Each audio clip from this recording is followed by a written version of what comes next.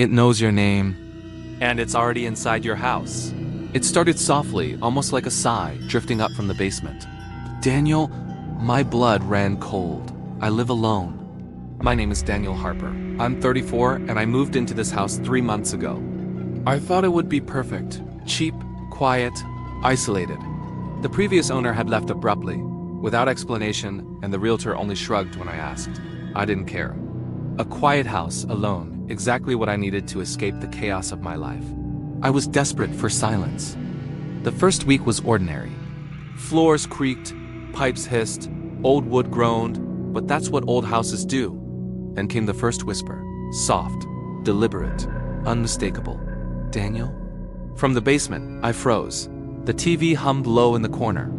The air felt heavier than usual, thick, almost suffocating. My heart raced. I told myself it was my imagination. Then the knocking started. 3 slow, measured thumps from beneath the floorboards. I tried to convince myself it was nothing, an animal, the house settling, a trick of my mind. But houses don't know your name. Not like that. The second night, exactly at 2:13 a.m., it called again. Daniel, come down. I refused. Silence. Then laughter low, wet, broken, almost human, but slightly off. Like my own voice, stretched, warped, wrong. From that night onward, it escalated.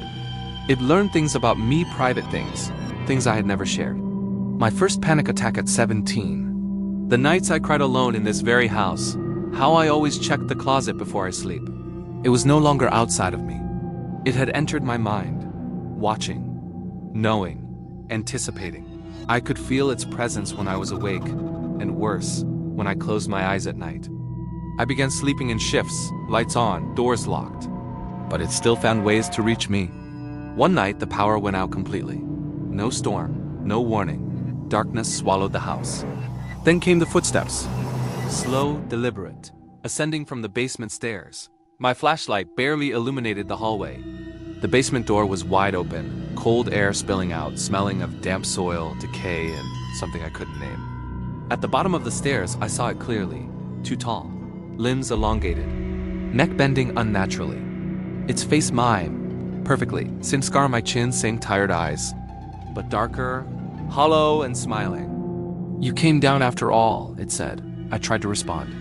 My body refused. It climbed upward, mirroring my every movement. Each step it took, I felt my strength, my warmth, my very identity slipping away, my vision blurred. When the lights flickered back, I was alone at the bottom of the basement. The stairs above? Empty. The door slowly closed by itself. I ran upstairs. Living room, TV on, couch indented, footsteps above. Bedroom door closed. I pushed it open. It was sitting on my bed, back facing me, wearing my clothes, breathing calmly. It turned, my face, but calmer. More alive. Smiling. You look tired, it said. You should rest. Everything went black. When I woke, I was back at the bottom of the basement stairs. Upstairs, I could hear it moving, living my life. Speaking on the phone, cooking, laughing, breathing, answering questions with my voice. It sometimes whispered through the basement door. Stay quiet, Daniel, you live down here now. Weeks passed. The whispers grew sharper, more commanding, impatient. Shadows outside mirrored me. People on the street looked exactly like me, watching, waiting, copying. One night, it spoke in plural. You're not alone anymore. My heart pounded. This wasn't just about me anymore. Something larger, something permanent, was unfolding. It wasn't just a doppelganger. It was practicing to replace me entirely. The voice learned to mimic me perfectly.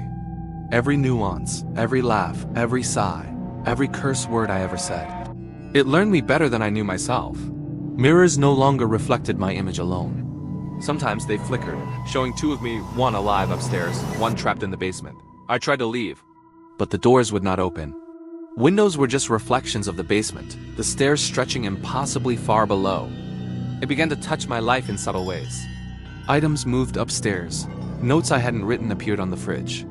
TV channels changed to what I usually watch. Upstairs, I could hear my own laughter echoing back at me, but wrong, hollow, distant, malicious. I slept less. Nights blurred. Days became indistinct. Every creak, every sigh, every whisper amplified. I began talking to myself just to remind myself who I was, but even then, the voice corrected me. "You're saying it wrong," it whispered. One night, I saw it move outside my house. Shadows twisting in the street, perfectly mimicking me. I ran. I hid. It followed. Every reflection in the car, in the puddle, in the windows, showed it. Always watching, always smiling, always learning.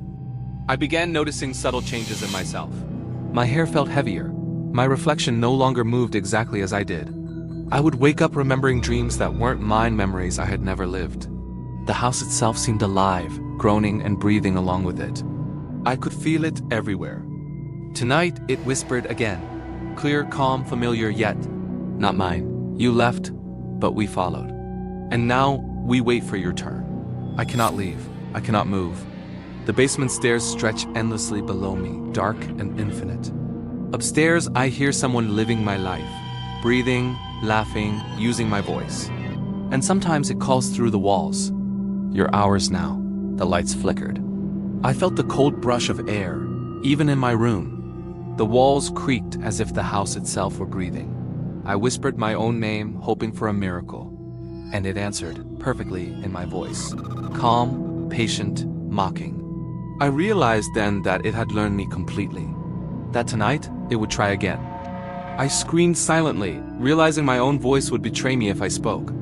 The shadows around the room twisted, almost stretching into human forms that mimicked my every posture, my every move. It smiled through the cracks in the floorboards, in the mirrors, in every reflective surface. And I knew if I hesitated, if I faltered, I would never leave this basement.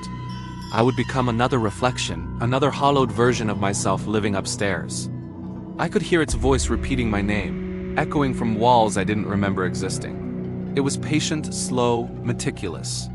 It was learning me, analyzing me, waiting. I could feel my thoughts slipping into its influence. My memories started blending with memories that weren't mine, dreams that belonged to no one.